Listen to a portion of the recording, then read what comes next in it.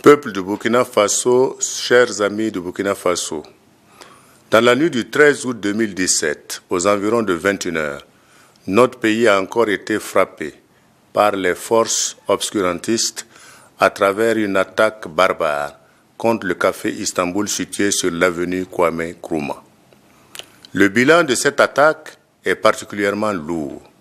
18 pertes en vies humaines de plusieurs nationalités, notamment canadiennes, françaises, koweïtiennes, libanaises, nigérianes, turques et burkinabés, de nombreux blessés ainsi que des dégâts matériels importants. On note également la neutralisation de 2 assaillants. En adressant mes sincères condoléances et celles du gouvernement aux familles endeuillées, je souhaite un prompt rétablissement aux blessés. C'est le lieu pour moi de condamner avec fermeté cet acte ignoble et barbare qui fait la honte de la civilisation universelle.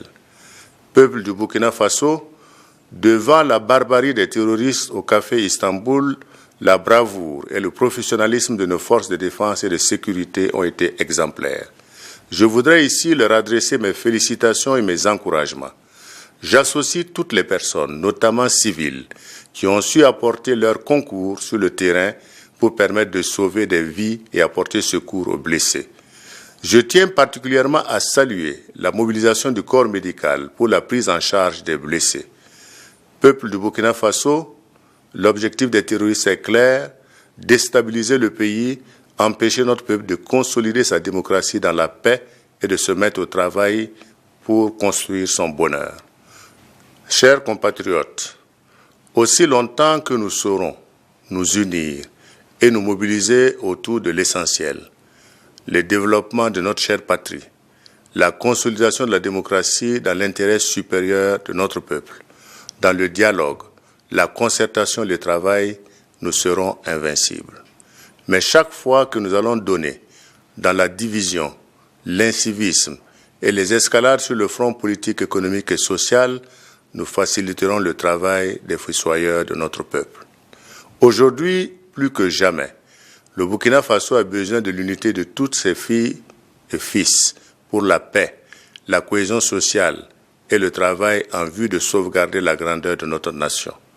Chers compatriotes, le peuple burkinabé poursuivra avec détermination, lucidité et persévérance sa marche radieuse pour consolider la démocratie, promouvoir la paix, la liberté et la prospérité. J'invite tous les Burkinabés de l'intérieur et de l'extérieur et tous nos amis et partenaires à se mobiliser pour le combat du développement. En ces moments douloureux pour notre peuple, je vous invite à redoubler de vigilance et à coopérer avec les forces de défense et de sécurité dans la lutte sans merci contre le terrorisme.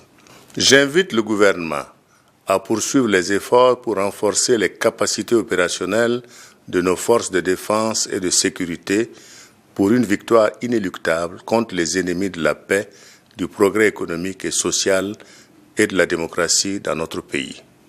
Je n'ai aucun doute que le Burkina Faso surmontera cette épreuve dans un élan patriotique salvateur. Que Dieu bénisse le Burkina Faso. Je vous remercie.